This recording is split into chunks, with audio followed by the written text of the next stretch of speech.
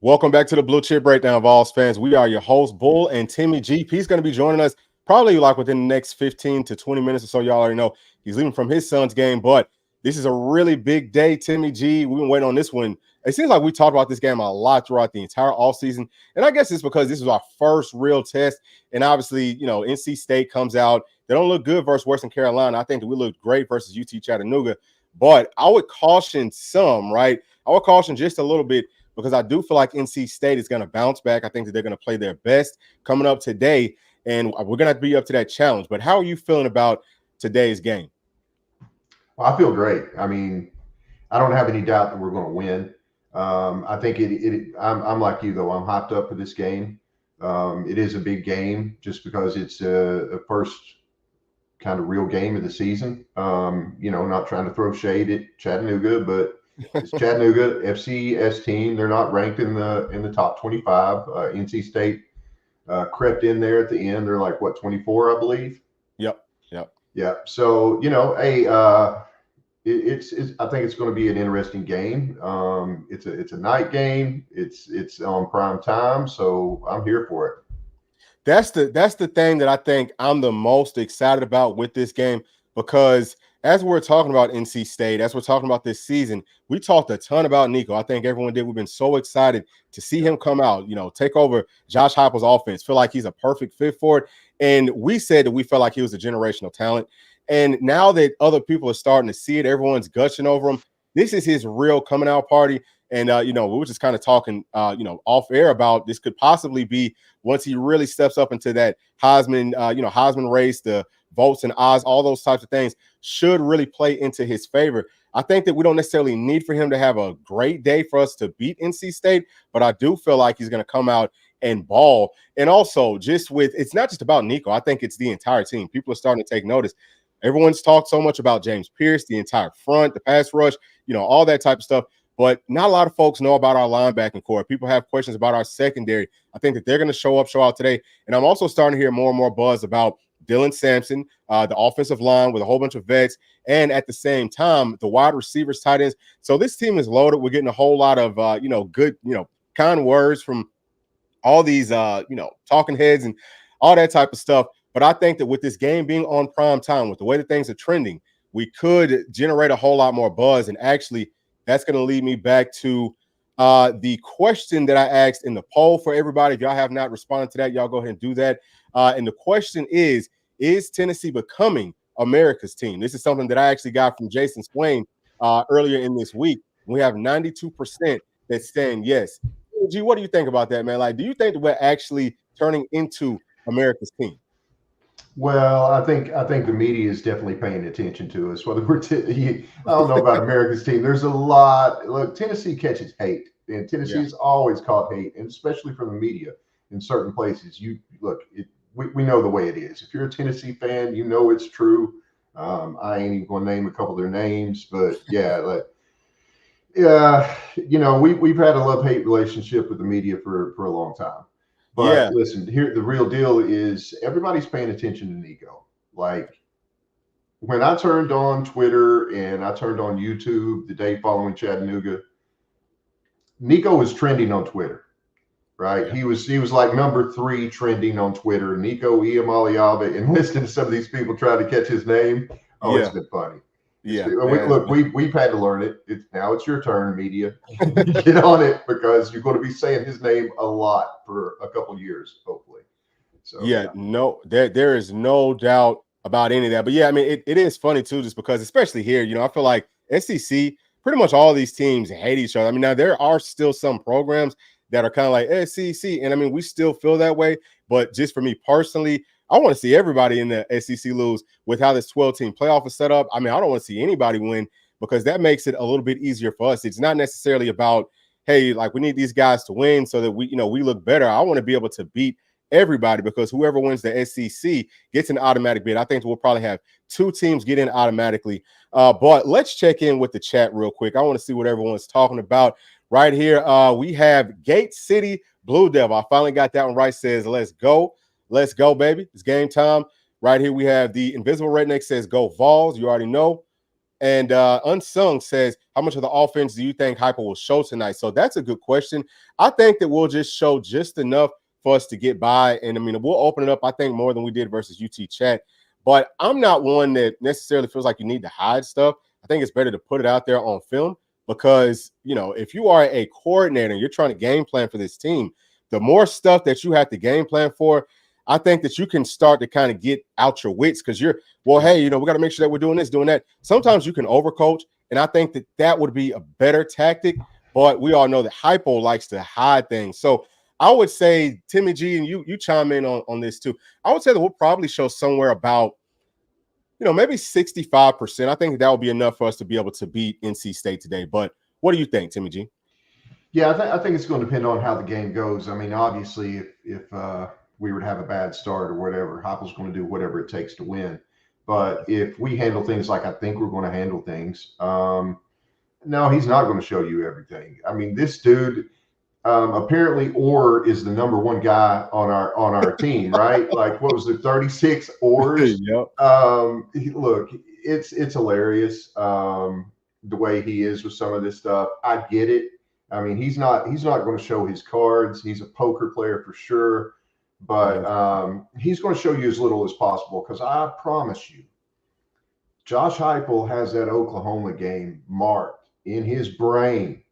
Yep. Like, you know, he might say, oh no, it's, you know, the next game's the big game and this and that. And I'm not saying that he's overlooking NC State, but that wasn't a good situation that happened at Oklahoma, and that left some bad blood. And I promise you, if he can go into Norman and not show them anything and drop 70 or 80 on them, he's going to do it. That's what I think. But we're you know, we'll see. Well, so you know what? I feel like that is a really, really great point. And you know what? I mean, we probably only need, honestly speaking, we probably only need about 40% of our offense. I think that we can run the ball down their throats. We'll get into that some here in just a second. Of course, we're going to break down a whole bunch of matchups, all of that good stuff. But Timothy, I think that you just brought up an excellent point. We're going to try to skate by doing as little as possible. But also on the other side of that, with this game being on prime time, maybe we want to show out just a little bit. But I just think we have so many ballers that it's not going to take a whole lot of different plays for us to look good out there versus NC State. Let's get right here to Deborah P. What's going on, Deborah? She's a member of the channel. Thanks so much for being a member of this channel. She says, after tonight, everyone will know who Nico is. Yes. Okay. Got that right. Yeah. So 100%. And also, y'all, please make sure to like and subscribe to the channel. Liking, sharing, especially on these live streams, helps us out so much. It gets it out to more and more people. If you would like to become a member, you can do so by clicking on the join button just below this video.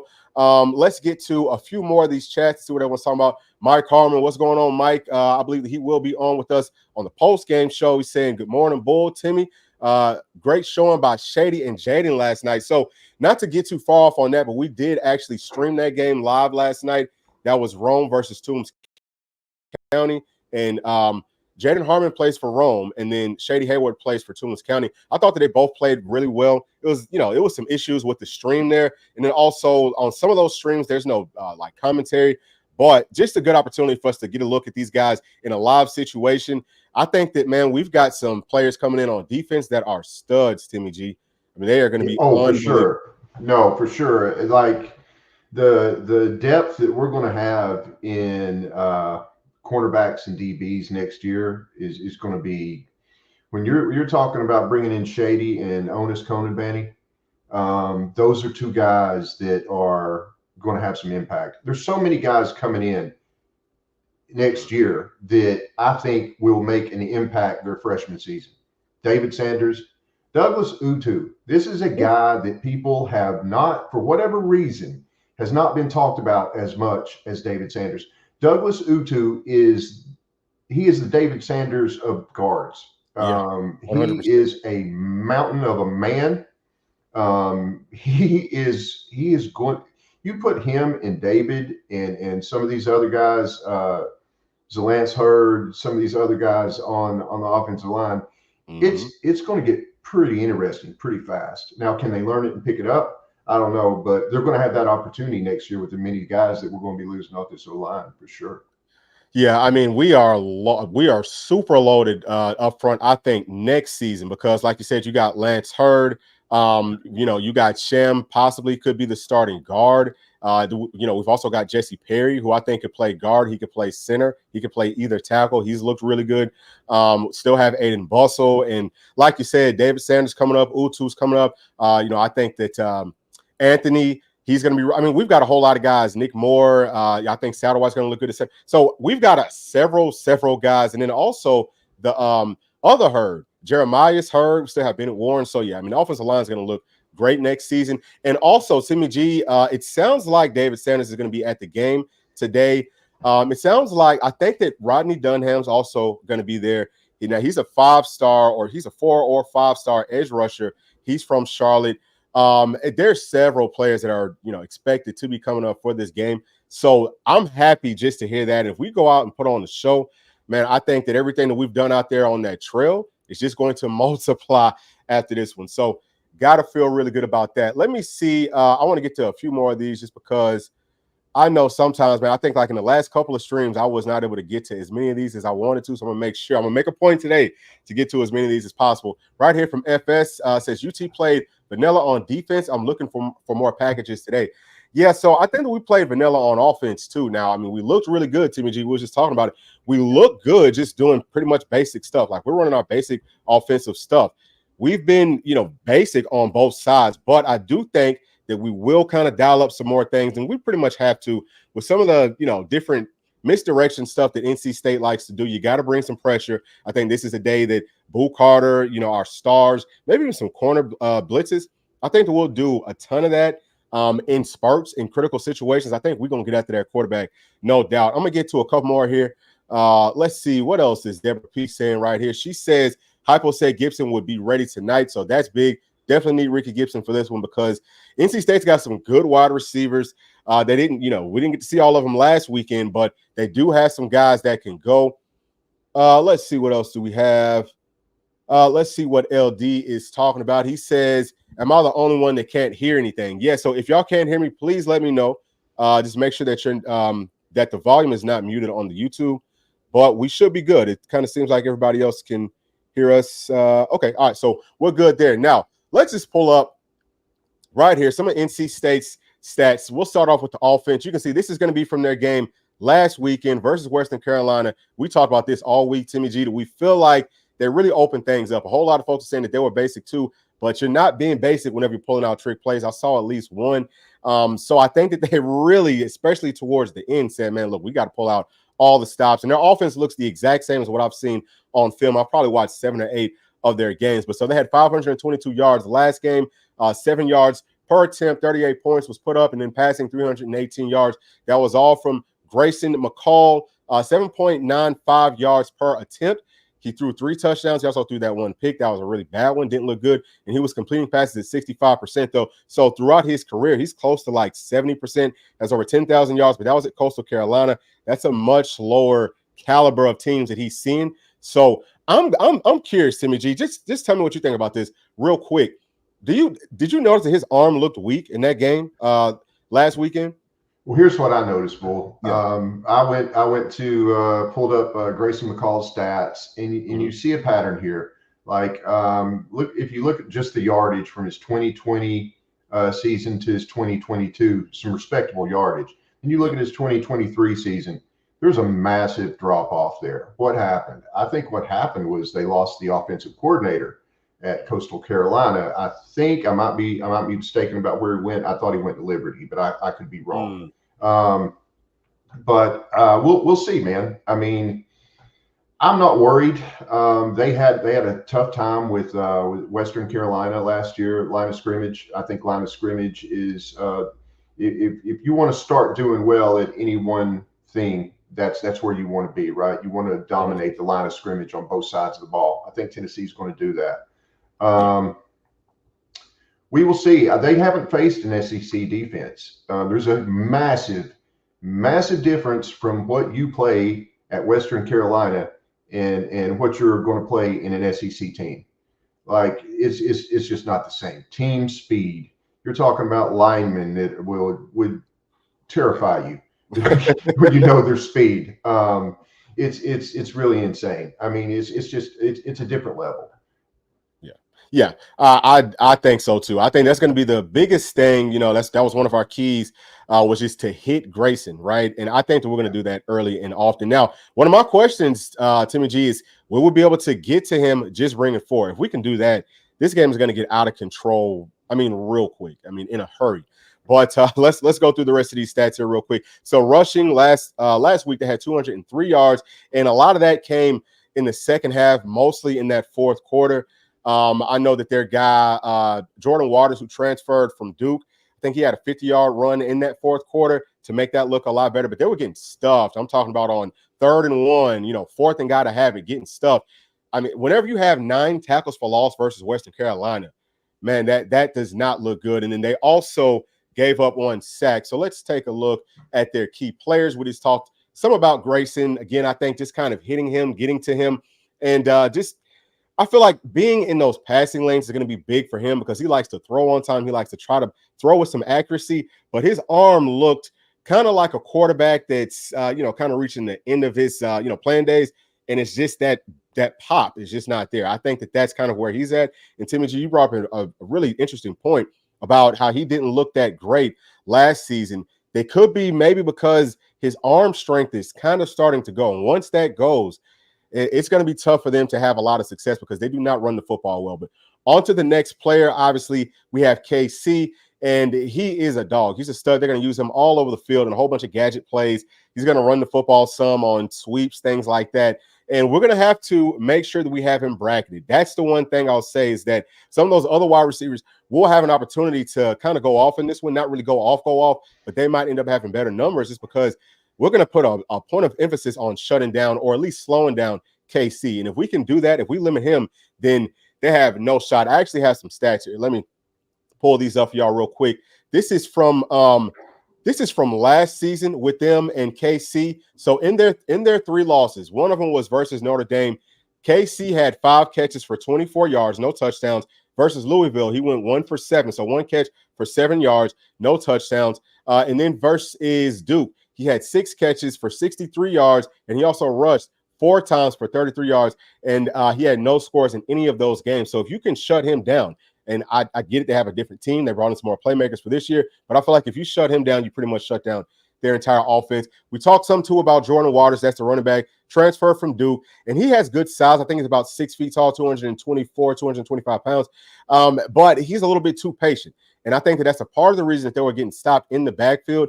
With their schemes, the outside zones and all that, you've got to kind of put your foot in the dirt and get through a crease. Didn't really show that he was, wanting to do that until towards the end of that game when you start to see them have a little bit more success on the ground. So we're going to have to do a really good job with our linebackers getting into their run fits, and I think that we will. Kenny Pili, I think, is going to step up today.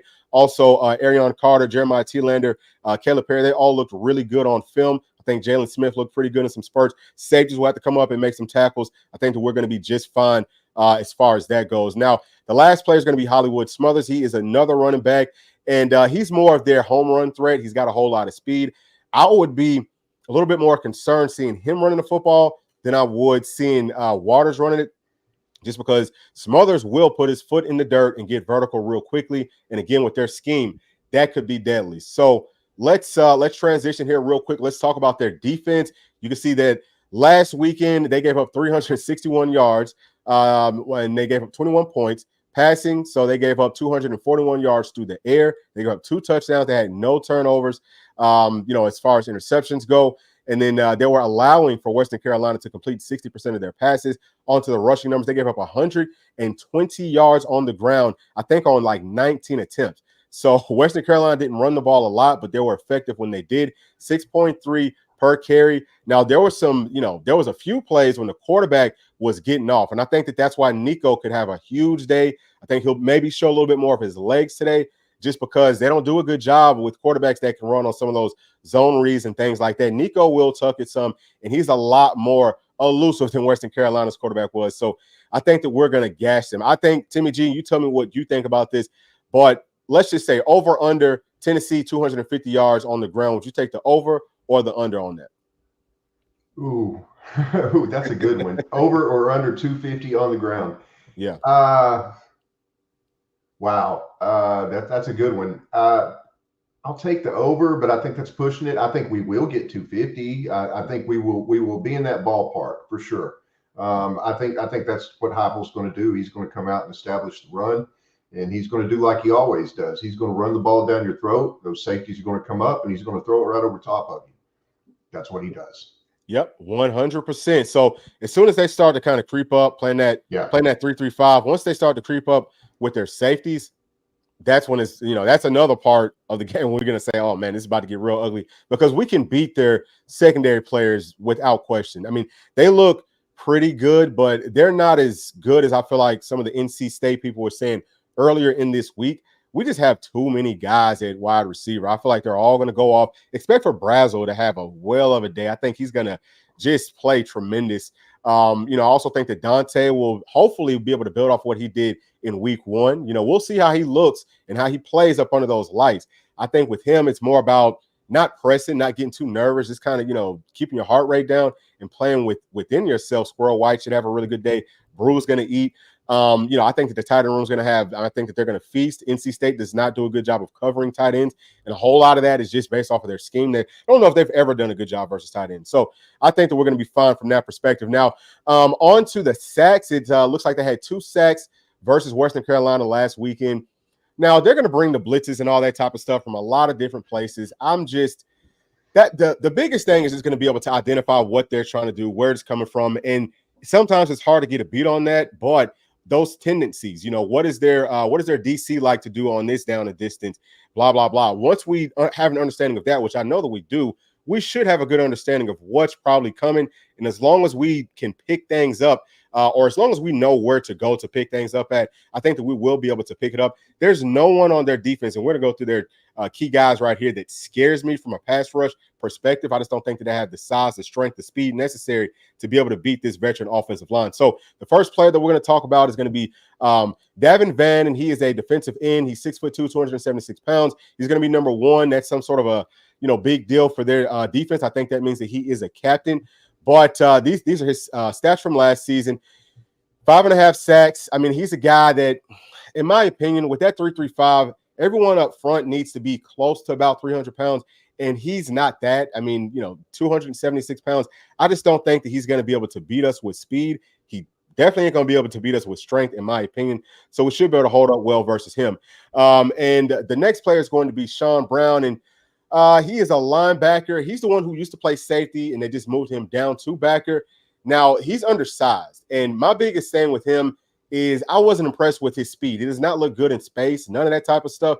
But maybe they try to use him as a spy on Nico. I think that that's a huge mistake. I don't know what they're going to do, y'all, on defense outside of just trying to bring a whole bunch of pressure and just trying to throw off our offensive line and Nico. But I really wasn't overly impressed with him. But we got P is in the house. What's going on, baby? P? What's up, y'all?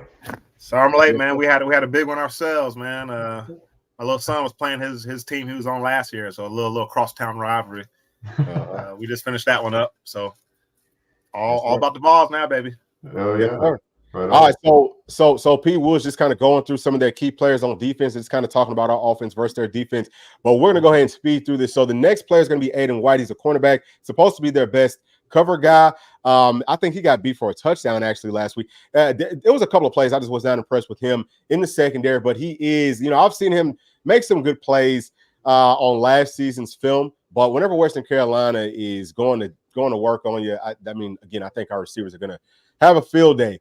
And now we've also got Red Hibbler. I think he's more of like their pass rush guy, comes in on like third downs. But he only had 13 tackles and 6.5 of them were sacks. So I think he's going to be very productive from that standpoint. Will he be productive versus our front, versus our offensive line? I don't see that. I don't see him being some game wrecker. He might have some success, but he ain't going to wreck this game. Now, the last player is going to be Caden Fordham. He was out for 99% of the game last weekend. I think he went out in the very first series with a targeting penalty. He already served his time, so he's going to be starting this weekend for them. Now, as far as how their run support looked, he should help that out, I think, a lot. He's sound. He wasn't a starter for them last season, but he played a lot. Really, all these guys, they played a good amount last season. So he's got some experience. And, I don't think that we are going to have any trouble just kind of IDing him and being able to block him. But let's talk a little bit about how we feel about this matchup. I want to ask both of y'all what gives you confidence with Tennessee in this game, and what gives you some pause? Timmy G, I'm going to start with you. What gives me confidence is number one, man. I just think the balls are built different. Honestly, I watched the little bit of their game, seeing the kind of push that Western Carolina got on their O-line and their D-line.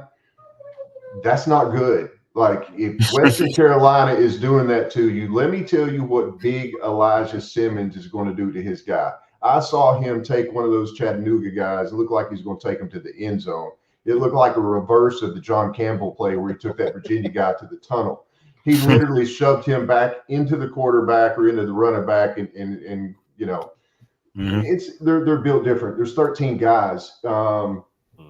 It's our D-line is going to cause them all sorts of problems. But here's what I think North Carolina is going to try to do. They're going to try to confuse Nico. They're going to try to bring blitzes from different places and try to frustrate them. But what I think try it. I don't think it's going to work because I've never seen that kid's temperature look like it's above 98.6, right? Like, he's just 100%. That guy. He's built different. Mm-hmm. Yeah. No, yeah. 100%. So P, what makes you feel confident about this game, and what's something that maybe gives you pause? And if you don't have anything, that's perfectly fine too. We're talking about NC State's defense, like about their defense. Any of it, just with this whole game, yeah. I mean, Timothy hit the nail on the head. I mean, we're just built different. I think we're better at every level across the board. I mean, our receivers, like, their DBs, they don't wow you.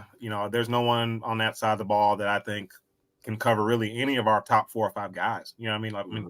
Like, their best guy against our 4th or 5th best, I still like our 4th or 5th best guy. Even probably 6th, 7th, 8th guy. Like, I'm just not impressed with it. Seriously, I mean, because now you're getting down to what, like, Caleb Webb, Brandon Staley. I like them probably better than whoever else they got to have cover them. So Mike Matthews. Mike Matthews, I mean, yeah, of course, him, hey, you know what I mean? So is Mike Matthews going to play today, or is he going to be held out? Does anybody know about that one? I'm not sure. I'm not sure either. I think I did hear that Braylon was cleared, or Braylon was might play today. Now, Mike, I'm not sure. If I was Heupel, why risk it? If you think because Mike's a guy I would love to break out at the Oklahoma game. You know what I mean? Hey, you ain't seen my guy here. Let's check this out. Yeah, that'd be beautiful, man. Yeah. No, but I mean, we're just way better athletically than them, and I think we'll be able to run the ball at will, just like Tim G said, man. West Carolina was just pushing those guys around. I expect us to have the same level of success. Now, something Brent Hubbs said, maybe go back and watch it, was Missouri ran that 3-3-5 last season against us. So I went back and watched that game actually last night, and I mean, I don't know, like I didn't realize how bad Missouri whipped us up front in that game defensively. So I think that was really what the issue was. Is they had 3 guys, those kind of 3 anchors, man. We were not getting any movement. They were just whipping us. And NC State's D-line, they're not anywhere near what Missouri had last season. But it does seem like whether it's Spraggins and Cooper, or whether it's the left guard and Cooper, or whoever it is, I feel like when we have to double team, there's a little bit of a lapse there. You know what I mean? So it's like we don't really know exactly how to fit it up, how much body to get on the guy. So I think that's why those 3-man fronts can sometimes give us a little trouble. So that's something to look out for is when we're having to double team these guys and work up to the next level, how smooth is that pass off whenever we're jumping off that guy. So that'd be a big thing to look out for. But I mean, overall, man, I feel great about this game. I think we will get the push we need. I think we have the athletes who should be able to run the ball at will. I see Dylan Sampson going for close to 300 yards. Well, not Dylan Sampson, but total we'll have about 300 yards rushing. I think Nico goes for about 100. Dylan goes for about 2. Close to 200. I mean, I think we're gonna run all these guys, man. It's gonna be a lot of points scored today, and I don't see them having much success at all on our defense. Yeah. So going back to that game, P, I think that Mizzou was actually running a 3-4. If I'm not mistaken, I heard both. Huh? They were both? They were mixing fronts. Yeah, they mixed it up on us. Yeah, and so obviously it's a whole lot of differences, and we're not going to go into it, but there is a difference between 3-4 defense, especially if you're talking about stopping runs, versus a true 3-3-5. And the biggest difference is you're going to have a linebacker in with a 3-4 instead of, that extra secondary player, right? So, excuse me. So that's what I think. That's a part of the reason that I think that, Mizzou had some success versus us. But also, man, I mean, they had big dudes. NC State just does not have those big old dogs up front. But just as far as I think, I have a whole lot of confidence. Same thing that y'all were saying, just because we've got so much more talent. I feel like so much more depth than what they have. But it's really about how we look up front. We are dominant up front on both sides, and they're not. You know what I mean? That's going to be the biggest thing. We're used to playing up against good players every single week. And they're not used to playing as many as we have to play up against it's ACC versus SEC. We've been noticing that throughout the season, especially. It's not the same caliber of players out there. So, those things make me feel good. But what does give me a little bit of pause would be that I have kind of felt like, I would say specifically the right side of our offensive line has gotten pushed back a taste. Okay, I've seen Spraggs get pushed back last weekend some. I've also seen him tossing bodies some, but I also saw John Campbell kind of getting pushed back some. And at the same time, that speed rush, I think that still might be an issue for us. We'll see how we pick that up coming up, versus NC State. But if they could bring some speed off of the edge, that could be something. But at the same time, I feel like anytime that they do get some pressure through, Nico is such a playmaker that he will either extend the play with his legs and throw it down the field, or he will be able to just flat out, run it for 50, 60 yards. Hey, Quads is kept. Now I'm thinking about it. I mean, outside of Cooper Mays, the best position on the O-line last week might have been left guard. I don't remember seeing any leakage that way. I mean, I feel like that position was rock solid. I saw Lance Hurd kind of whiff a couple times, but that left guard was solid. Saw him. I saw Drake kind of get pushed back on his knee. You know what? Sure did. Yeah. You know what I'm talking about? So, I mean, but I guess that is going to happen every now and then. My question is, will it happen the same amount as it did last weekend versus NC State, or will it happen more often? So while we are, while I think that the offensive line is going to be a strength of this team, still a few things. I mean, we're not perfect, y'all. We are not perfect. So we will continue to get better. But I also want to ask y'all this real quick. Well, actually, first, there is a chat that I wanted to get to right here from Deborah P. If I can find it. She said that it looks like one of NC State's starting safeties is going to be out. So that's big. They're going to have a freshman playing there. I don't know what safety is going to be out, but I mean, dude, we should eat. We should feast on that. We should. Yeah. But, that's huge. I guarantee you Heupel's going to know that kid's number. Yeah. I promise you that. Him and all's here going right at him. Kid's number. We're going right at him. Yeah, and that should also make their defense, like, you have to kind of scheme around that. If you've got a true freshman out there playing, you've got to scheme around them, especially at safety. That's a very critical position. So as far as them, being able to kind of man up versus us, is he going to be the guy that's playing one high? If he is, Nico can play chess too now. He knows how to look guys off and get his guys open. No, that's a great point about because they have to, depend on who that guy is and how much he knows the playbook, you can't get too exotic now. So, because if you try, maybe he's supposed to be a cover 2 safety or, whatever, but he thinks it's cover 3 and he's rolled down. Now we got a squat cover 2 corner and we got a squat safety on the same side of the field. That's a wide open, that's like the number one bust you don't want to see. So, I think, that's huge news if that's true. Yes, sir. Yes, sir. All right. So I'm going to get to a few more of these chats. Let's see. Who have we not gotten to hear from? Let's get to this one right here. This is from Dave Radledge. Nothing against NC State, but they're going to be exposed this evening. I had to agree with you on that one, Dave. I think that we are about to expose them. And you know what? The crazy thing is they could lose this game and they could still go on to win the ACC. I don't think that they're that. I don't think that they're, I don't think they're one of the top 3 teams in the ACC. ACC looks bad though. Who's best team? Who's best team in the ACC right now? Miami? Oh yeah, Miami. Yeah. I mean, Timmy G, what you think about that? Maybe Miami. I mean, I don't know, man. I mean, I think the ACC is wide open. I think obviously Miami looks the best of anything we've seen so far in week 1. But I mean, it ain't Florida State. I know that. Good God, man. Oh, yeah. Was it jet lag on the second game too? I'm drawing lines. Hey, drawing lines everywhere over there. Y'all are laughing. That's all about the baseball. Florida State thing. Swing lines. Yeah. You need to draw an L. But anyway, hey, for real though, I don't know, man. I think the ACC is wide open. Like, could Clemson win it this year? Maybe. I mean, maybe they can. But boy, they didn't look good versus Georgia, and their offense looked bad, looked anemic. Yeah. I feel bad for them, but look, man, you got guys we're talking about guys at the polar end of the spectrum. You got Norvell lives by the transfer portal, right? Mm-hmm. Everything that's his only thing. And then you got Dabo over here. Transfer portal, what's that?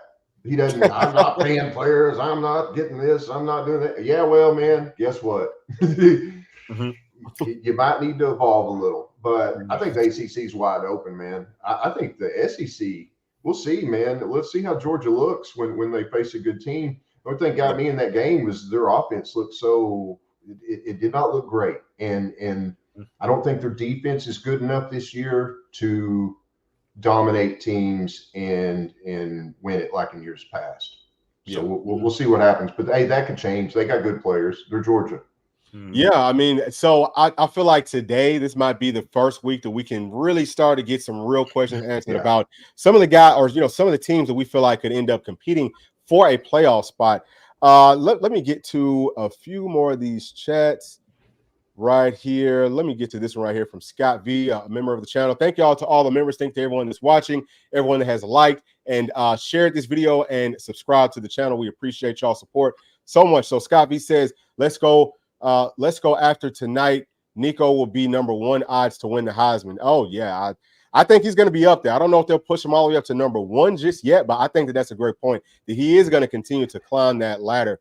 But I feel like for sure after the Oklahoma week, he's probably going to be the number 1 guy to win the whole thing. So we are getting close to the 12 o'clock hour, and we're going to stop at 12. But I want to actually, let me get to a few more, because I did see a couple more that I wanted to get to. This right here is from Unsung. It says, do you think Jordan Ross will get some snaps tonight? I mean, I know he's going to play on special teams for sure. Yeah. I don't know if he gets into the actual, Leo rotation, but maybe. I mean, you know what? Probably. I mean, what do y'all think about that? Do you think he'll get 3, 4, 5 reps, something like that? I think if it gets out of hand, he'll get some reps. Maybe in the fourth quarter. Yeah, why not? But I mean, we're going to see him on special teams. And did you guys get to see the replay of that punt he blocked last week? Yeah. Hey, I was like, that's my guy. I know. Hey, he's going to be unbelievable. He's huge, and he's a phenomenal athlete. Yeah, no. Yeah. I saw, and one of the things that made me think, like, man, we're building something special here is they were, I don't know where I saw it at, but it showed him and James Pierce in the film room sitting beside each other watching film. Oh, nice. And he is drilling Pierce on everything. He's like, and you see James is just breaking it down. Right. Man. Listen, when you can pass on that kind of knowledge from James Pierce, who is obviously one of the best edge rushers in the country, to a guy that I honestly think and this is a bold statement, but I think he has a higher ceiling, possibly. I do too. Than James. Now that's yet to be seen, man. And we could be wrong, but I think this kid, from what I saw from him in that Polynesian Bowl, was like, this guy is going to be something. Yeah. Like those were all stars. Every kid out there was one of those guys, and he was making them look like high schoolers. And these were all Division 1A guys. It's different when you watch your random high school game and you see the 5-star dude who they do what 5-star guys do to other players, right? It's not pretty. He was doing that to other Division 1A, Division A guys, and just all right, man, this dude's special. Yeah, I mean, he looked extremely dominant. It was a play, I think it was on maybe punt return or something like that. I see him running downfield, and just to see the way that he's able to move and play out in space, he's a good enough athlete, y'all, that he could play linebacker on this team at a really high. I'm talking about a true linebacker at a really high level. That's how good. And if y'all haven't seen him play basketball, go look at some of his basketball highlights. He can ball. Hey, and don't forget, remember James Pierce, he really burst onto the scene special teams his true freshman season, same way. So it's just funny to see Jordan Ross fall in those same footsteps. And you said something right there. You said something about a guy running downfield. Hey, shout out to Nathan Leacock. Oh, right? Boy, that was a hell of a play. Running that kid down from behind, showing some hustle. Hey, I think they even talked him up in the meetings and like, hey, this is the way you do it. I love to see it, man. This is a kid that's sticking it out. I hope he catches some balls tonight. I do too. I'd love to see that. Yeah. 100%. So we're going to get to this one right here, and then we got to get into the picks because we are getting close. We're going to have to speed rush through them picks. But Tyler Coggins asks, do our linebackers concern you? So I'm going to let y'all take this one away. I'd say a little bit, honestly, yeah, a little bit. I didn't like how Peely played necessarily last week, and we kind of talked live. Aaron Carter didn't really pop off in a good way to us. We'll see how they respond this week, but I do feel like they're a little slow, not fitting it correct. I just wasn't impressed. But they didn't get much work, but I wasn't very impressed from week 1 with them. Timmy G, what you think about them? I'm not concerned yet. I don't think there's enough to be concerned yet. Right? We've seen one game. I think Peely was just a little rusty. The guy hadn't played football in over a year, man. We will see. This game will tell, and this is going to be an interesting game right here because they use a lot of misdirection. So if you want to see how good your linebackers play, you're going to find out today. If they play good, we're going to know. If they play bad, we're going to know. So we'll find out. Yeah, I think that this game is a perfect test for us to kind of get some things corrected moving forward. And that's not to say that we're looking past NC State, but Timmy G, I think that was an excellent point because like P said, they did miss a few. I mean, it really wasn't bad. I mean, they missed, I would say maybe 1 or 2 fits. It was really more so, I think it was a little bit more of AC than it was of Peely. Yeah. But at the same time, I think that we're going to be fine today, but we will see. So let's go ahead and get on to these picks, man. Start off with the game of the day at noon. We've got, or not the game of the day, but the game of the day, obviously outside of ours. So we've got Texas versus Michigan at noon. And this is from last night. So Texas was favored by 7. I think it's down to 6.5 right now. The over-under is 42.5. Y'all can see, who the leading passer is, rusher, and receiver for both of the teams. But what do y'all think about this one? I'm going to let you go ahead and go first, Pete. Man, this one, I'm going back and forth on this one. Michigan has a much better defense than I think people realize. They got a lot of speed on that side of the ball. They're good at stopping the run. They got pass rushers, which kind of shocked me. They got some guys coming off the edge that are pretty elite guys. And they've had a good secondary for several years now. So you expect them to be good there. I think a lot of people think they have the best corner in the country. The only issue with Michigan is their offense. Looked pretty anemic. They didn't even run the ball well against Colorado State. So that gives you cause for concern.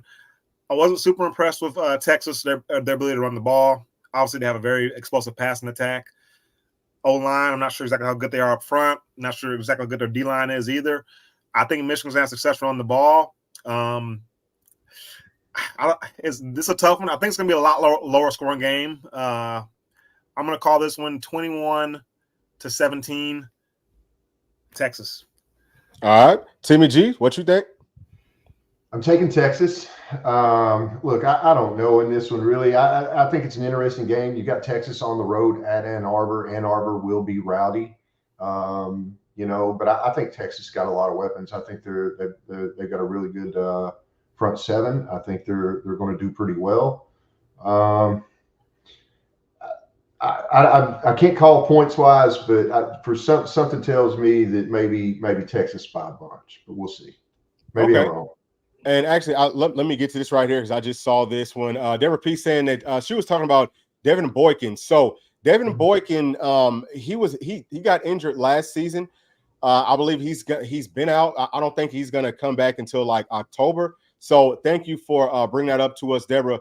But I think that the other guy playing at safety is a veteran. I didn't realize that who's stepping in for Devin is going to be a freshman, but I just wanted to make sure that we got that one right there straightened out. So the next one is also going to be at noon. This is Syracuse versus Georgia Tech. The game is going to be at Syracuse. Georgia Tech's actually favored in this one at Syracuse by 3 points. The over-under is 60.5. Oh, and then you know what? Actually, let me go ahead and I have to go back because I forgot to even give y'all my take on this game. We have to start doing that. Yeah, all right. So I'm sorry about that, y'all. All right, so for me, I think that Michigan is going to make this one close. I think that they are showing. I mean, their pass rush to me looks the same as it did last season. Maybe not on as a consistent of basis, but they still find ways to get to the quarterback. So I think that they'll be able to scheme some things up and keep this one close. I would definitely take the under in this game. just because I think that it's going to be very close. It is up in Michigan. I think it's supposed to be like 68 degrees or something at kickoff. So perfect weather.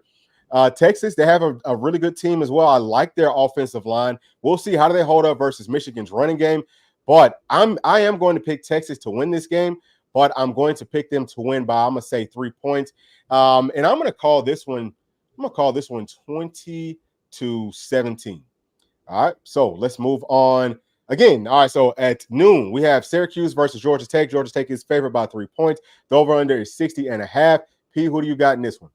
Don't know much about either team. I know Georgia Tech looked pretty good against Florida State, but, maybe that was a little bit of fool's gold because we see how bad Florida State's been since then. But I like Tech. I like their offense. I like the quarterback, Haynes King. I like the running back, too, Haynes there. So I'm going to go Tech to win.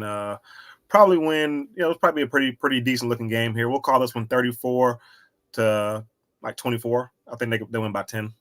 Okay. Timmy G, who you got? I don't know enough about both. My boss is a Syracuse guy, so I should probably know more about them. And I think he's pretty upset with those guys right now. But anyways, okay. I'm probably going to go Georgia Tech just because that's the only team I've seen play, and they beat Florida State. Mm-hmm. And I don't know if that really means much that Boston College followed up with one of those. Right. But for right now, because I haven't seen Syracuse play and I saw Georgia Tech play and they did look pretty good, I'll go with Georgia Tech. Other than that, I really have no dog in this race.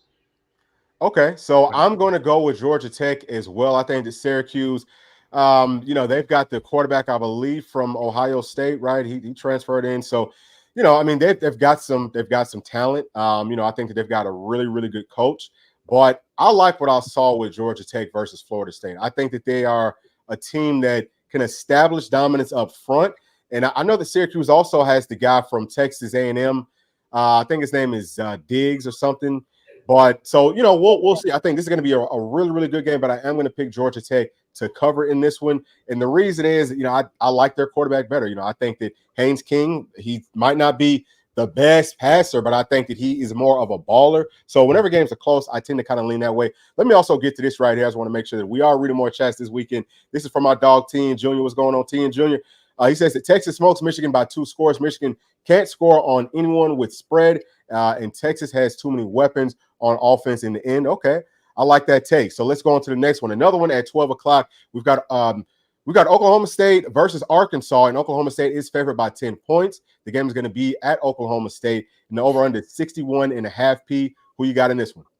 Again, another game where I actually don't know a ton about either one of these teams. Obviously, Arkansas looked good last week, put up 70 against whoever they played, and OSU, I believe, struggled against some team that wasn't very good. Mike Van Gundy, freaking Sam Pittman. I mean, I don't know. Well, where's this game at? It's at OSU. Yep, Oklahoma State. I mean, if I had to put money on this one, I'd probably put money on Arkansas. They look pretty good offensively, so I'm gonna say they'll probably score some points. OSU probably scores points too. This probably be an entertaining game. Let's call this one 42 to 38, something like that. All right. So excuse me, Timmy G, who you got? Once again, I've not watched OSU play. Look, I'm a Tennessee homer. Ask me about Tennessee, I'll tell you. Ask me about Oklahoma State, I can't tell you. Although didn't one of our transfers, one of our DBs, weren't they from Oklahoma State? Oregon State. Oh, okay, my bad. See, it's all good though. I'll be an SEC homer and take Arkansas just because. Why not? On the road.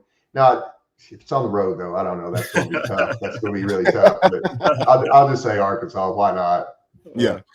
So, I mean, honestly speaking, Timmy G, we don't know a ton about these teams either. Like, we try to watch bits and pieces of them here and there, but it's so early on in the season. I don't think even, most of these analysts on TV don't know a whole lot about all these teams.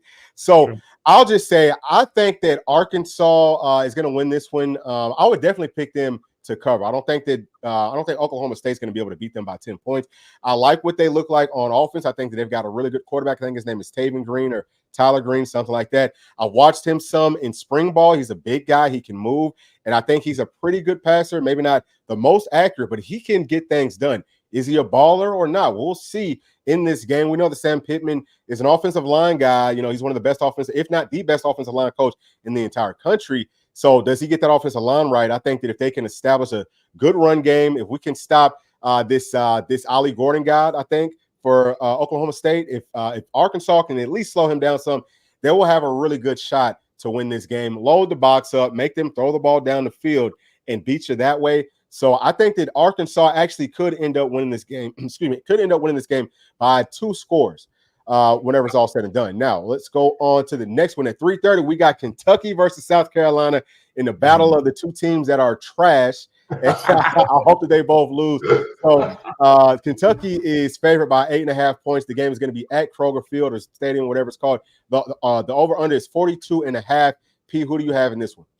Man, well, Kentucky better win this one. As bad as Carolina looked last week, I think the quarterback threw for like 120 yards or something, and he got like 60 of them on one play. I mean, dude, they're a bad team. I got Kentucky winning this one in a freaking ugly game. You know, let's call this one freaking 17 to like 12 or an ugly score like that. I think to this one. All right, so Timmy G, what you think about this one, man? I'll take Kentucky by 1 million because I think Carolina is trash. Yeah, they're terrible. This year, I'm just going to call it. Hey, no joke, and it is probably rumored or not, but let me tell you something, man. Buyouts are expensive, and if they got to buy this guy out, they will be investigating if he stole signs just so they can fire him for free. If they're kidding, I'm not. They will do anything to get rid of this guy and not pay him his money. I promise you. I think it's going to be a rough year at Carolina. I think that Vandergriff there, he had a pretty good game. I think South Carolina's in trouble. So I think. Yeah, you know what? It's funny that Kentucky's only favored by 8.5 in a game at home versus such a bad South Carolina. So I think it tells you all that you need to know about both of those programs. You know what? I mean, I can't stand either one of them. You know what I mean? Like, I don't know which one I can't stand more. I wish that they could both lose, but I'll make this one quick and easy. I'm just going to take Kentucky with the points. If you are a betting person, I don't know if I would touch this one just because it's 2 really bad, boring teams to watch. Now let's go on. This one's going to be a good one. So at 7:30, same time as ours is, we got Colorado versus the Nebraska Cornhuskers. Is going to be at Nebraska, and they're favored by 6.5 points. The over-under is 60.5. Who do y'all got in this one?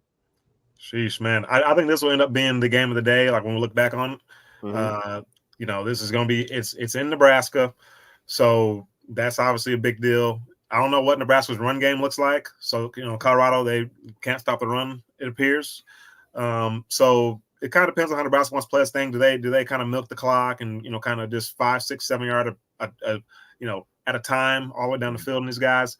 I don't know. But I think if it turns into a shootout, I like Colorado because they got the more experienced quarterback. We know that Shedeur, he really is that guy. People kind of don't like him, whatever. But when it comes to crunch time, he's a baller. He's a gamer. He can play. They have Travis Hunter. We know him personally. He's gonna go up there. He's gonna ball. I think if this comes to a shootout, they're trading blows, heavyweight fight. I like Colorado. If it's a slow kind of grinded out game, I like Nebraska. We'll see how it goes. But I'm going for Colorado. So I guess I'll pick Colorado to win this one. We'll go high scoring game. I'm gonna call this one 49 to like 48. It's gonna be a good one. Yep. Timmy G? Yeah, I'm going to disagree with P all day long on this one.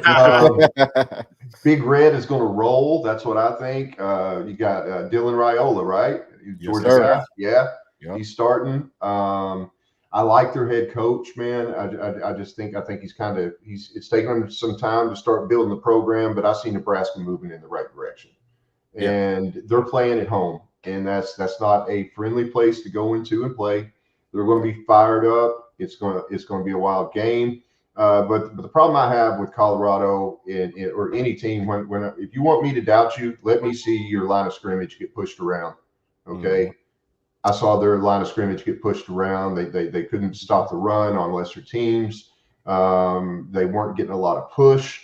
I'm going to go with Nebraska, man. We'll see. This is the game that probably interests me most, minus our game today. Yeah. Yeah, no, this one is going to be an absolute and total thriller. I think that Sanders and Dylan, they're both ballers. Now, I got to work very closely with Dylan last season being at Buford, and I said it, as soon as I saw him, I was like, this dude can probably go play in the NFL right now, just because he's big. You know, he's not just that he's big, but his arm talent is crazy. I think that we're gonna have at 7:30. I feel like at least, well, no, I'm gonna say 4 of the best 5 players in the entire country playing at the exact same time. I think that Dylan is up there. I think that obviously Travis Hunter is up there. I think that he's great on both sides, but as a wide receiver, he might be the best wide receiver in the entire country. I mean, he's so good at that, and a lot of people just don't. But Travis is unbelievably good. And then also, obviously, I think that Nico's going to be one, and then I think James Pierce is one as well. But who that 5th player is, we don't know. I think that this one is going to be a shootout. I see a ton of points being scored. Colorado likes to run that man coverage. I think Dylan's going to eat that up. I think he's going to run some. It's just going to be a lot of fun to watch. So I'll be tuning in back and forth, but I'm going to go at the end of the day. I am going to say that Nebraska wins this one. I'm not going to take those points. That's way too many. I think that P, like you said, I think it's going to be very close. I can see them winning by probably less than a field goal in this one. All right, so let's go on to the next game. We've got Mississippi State versus Arizona State. We don't know too much of anything about these teams. I know a little bit about Mississippi State. Kind of watched them last weekend because we have to play them at some point this season. But P, what do you think about this matchup? Man, I'll be honest. I have no idea. Like I don't even have the first inkling of an idea. Mississippi State, they got Jeff Lebby, right? He's their head coach. So I'm just gonna assume their offense shows up today, and I'll pick Mississippi State to win this one. Probably an ugly game. Maybe like a 28 to 20, 21 type game, something like that. Mississippi State. All right. So Timmy G, what you got? SEC, Mississippi State. That's all I got on this one. I have not watched either of these teams play. That's all I'll say on that. Is it at Mississippi State or is it? No, so this one is at this one is at Arizona State. At Arizona. Oh, 10:30 p.m. too. I might change my pick. Ooh, I go Arizona State. Yeah, maybe on that. I don't know. I guess we'll see what Mississippi State's made of today. So. Yeah. So I'm gonna tell y'all, Mississippi State actually looks good. So they run pretty much the same offense that we run, and it looks very similar to ours. They run that tempo and all that. They looked good. They looked impressive, and I think that this game right here might turn some heads. I'm picking Mississippi State to win this game and to win it pretty big. Arizona State kind of sucks. I haven't seen them play, but I know that they were terrible last season, so they're probably gonna be bad again this season. So I've got Mississippi State, kind of shocking some folks. Now for the big one, baby. Let's go, Vols. Okay, we already know this one's going to be at 7:30, and it says that it's at UK. I don't know why every single weekend one of these things ends up getting messed up. But this game is going to be in Charlotte, and it also says that Kentucky is favored. But our Vols are favored in this one by 9.5 points. I don't know if that line went up since last night. The over-under is 60.5. P, who you got? Well, I'm rolling with them daggum Vols, baby. This should be Nico's coming out party. I think this would be our offense as a whole's coming out party. People really see, hey, these guys are the real deal. When I think about that 2022 season, I think about that offense, I just kept kind of likening it to a freight train. Like our offense was like a freaking freight train. Once it got going, you just couldn't stop that thing. We just kept coming. That's how I see us being this year. I think we'll jump out early. I hope we jump out early. I could see us starting slow, just, Nico being the kind of first-year guy, really, and with the 3-3-5, maybe some of the looks. Maybe, takes him a while to kind of adjust and get his feet under him. But the freaking wheels are going to fall off at some point. We're going to get up big. I don't see NC State being able to really have much success at all offensively. Not going to be able to run it. I don't think they'll be able to pass it. We're going to key on number 10. He won't be able to get loose. McCall won't have time to throw. I think this will be an absolute beatdown. And I got the Vols winning big. I mean, we're talking big here. I see us getting about 56 points, 59 points. And I mean, I don't in my mind, I can't imagine NC State scoring on our starters. But I'll be a nice guy. I'll give him 10 points. Let's call it 56 to 10. All right, so yes, sir. Big one. So, real quick, let me just give y'all an update if y'all aren't watching. But Texas and Michigan, Texas got the ball first. They were in a 3rd and 13, and then Isaiah Bond, that's another Buford boy, goes deep. I think that's probably a 40 or 50-yard catch. He gets behind Michigan secondary. So we'll see what happens with the rest of the game. But Timmy G, go ahead and tell us what you think about this big-time matchup between our Volunteers and NC State tonight. Vols by 50. Yes, sir. That's for real. I wasn't going to go through as many points as P, but I can see it going that way. Like I truly believe it can. I think it's if Tennessee gets out like they love to do, get out, score early. We get up 21 points. They don't have the firepower to keep up with us. I think the defensive line is going to eat. Give me my guy, Big E, today. I think he's going to have a day. Joshua Josephs. I think we're going to see some guys have a good day on defense. Let's see what happens. It's all balls all the way. Yeah, I would have to agree with both of y'all. I think that y'all are very wise. Y'all understand what y'all are talking about. No question. I feel like, man, Nico's going to ball out. I feel like James Pierce is going to have a really good day. Our defense, I want to say that we get 4 or more sacks in this game. I think that we're going to get at least 1 turnover in this game. And I think that we're going to rush for over 250 yards in this game, as an entire team. D. Sam's going to look great. Offensive line should look dominant. I think that the defensive line I think they're going to look very, very dominant. And hopefully our secondary just kind of pulls it all together. But yeah, I got Vols winning really big in this one. I'm going to say, P, what'd you say? You said 56? Yeah, you know what? I'm gonna tone it down. I'm gonna go like 51. Okay. Let's go like 48 to 51. Okay. All right.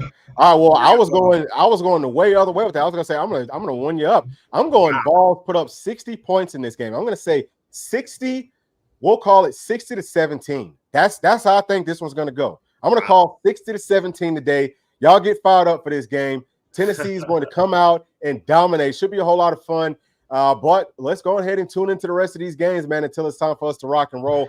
Thank y'all so much for tuning into this channel. As always, please make sure to like, subscribe, hit that notification bell, share with your friends, family, and other volunteer fans. We will see y'all on the post-game show.